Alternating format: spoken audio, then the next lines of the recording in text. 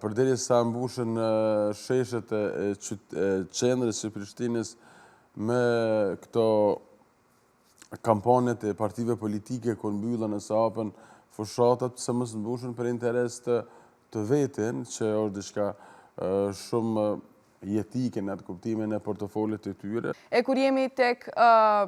gjona cilat duhemi me pas kujdes, është edhe çështja e shtrenjtimit. Kosova prapë po përballet me një rritje të çmimeve, kjo kësaj radhe po vjen shkaku i shtrenjtimit të energjisë elektrike për 16.1%. Tashmë kemi paralajmërime të shumta, paralajmërime prej furtarëve, paralajmërime prej bizneseve, po në të njëjtën kohë edhe prej supermarketeve, ajo çka vjen pak më çuditshëm, sepse prej tyre nuk kemi paralajmërime, veç se kemi ngritje të çmimeve, cilat kanë ndodhur para se me ardhur data 1 maj, kur veç se hy në fuqi tarifat e reja. E për diskutu ndikimin që mundet me pas në ekonominë e Kosovës edhe në xhepin e qytetarëve, për ndikimin që mundet me pas në gastronomi, tek bizneset, makrobizneset dhe mikrobizneset, kemi këtu ekspertin e ekonomisë, Mustaf Kadriaj, me bisedu pak ma tepër edhe ndoshta si njës i fushës mundet me na tregu më tepër se çka na pret. Mirëmëngjesi. Me që ndërlidhe me përngut, po ndo këtë që dhe zërreja dhe trektarët janë përngut mi rritë çmimet. I pam... Por e që të ndalin këtë tempo, se do të në mbysin. Po thu që do në mbysin, a? A është kjo një përmbysje e xhepit të qytetarëve? Sepse mdohet që deri diku qytetarët as nuk janë të vetëdijshëm për ndryshimet që do të vinë. Kemi pas thirrje për protesta, po jo një pjesëmarrje masive, ashtu që besoj që ish desht me kon, tu marrë parasysh zinxhirin që do të vijë me pasoja pas 1 majit. Nëse flasim tek vedia profesionale dhe teorike është shumë normale, se qytetarët me dinë se nuk do të thotë se gjithë me qenë në fakt profesionist ose ekonomista, por se cili ndin në portofolin e vetë që nuk është diçka në rregull. Këtë pjesën e vetëdijsimit, unë gjithmonë kam provu me dha një arsye që ky qytetar do thotë në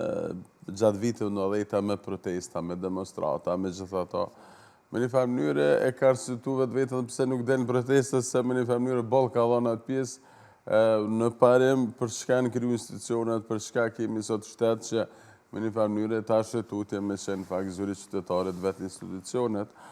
por që rrethonat e tilla, interesat e caktuara, grupet e caktuara, ndoshta edhe brenda institucioneve, po edhe në përgjithësi edhe këto, edhe në tregti ekzistojnë këto farë kartelat, këto farë grupet që i bëjnë çmimet artificiale me një farë mënyrë marrëveshjet e pashkruara që me një farë mënyrë me dalë çmimin e tyre, çfarë ata dëshirojnë, por në farë me damtojnë në fakt jetën e qytetarit, por që më që kemi institucione, në fakt do të ato ta kryjnë detyrën e vetë, sepse po të flasim nga una institucione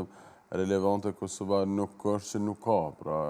i ka do të thotë edhe autoritetin e konkurencës, mbrojtjen e konsumatorit, që do të me kryjë ato detyrën e vetë, me një farë mënyrë ata do të kryjnë, por që deri më tani nuk kanë reaguar. Dhe me rastin e vendimit të zërres, këto dy institucione nuk kanë reaguar si institucione shtetërore që po të ishin fakt institucione të pavarura dhe si që shduhet me vepru në mënyrë të pavarur me interes dhe detyra çfarë i kanë edhe me ligj, është dashur të reagojnë, por që ky realiteti ballkanik, pra diçka që vargu zinxhiror i bën që të heshtin, që kjo rezulton me dëmtim të jetës së qytetarit, por që e vetmja rrugë tash i ka mbi qytetarit të delë, do të thotë në rrugë, që kjo është unë uroj që me dalë më shumë, sepse është shumë demokratike, mos me qenë e dhunshme, por që me qenë më masive, sepse përderisa mbushën sheshet e qendrës së Prishtinës me këto kampanjet e partive politike kur mbyllën e hapen fushatat, pse mos mbushën për interes të vetin, që është diçka shumë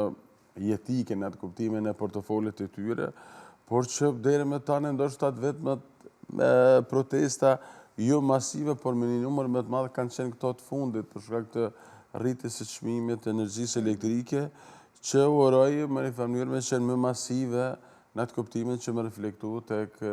e institucionet relevante, tek qeveria, tek parlamenti, edhe tek zërreja, pse jo.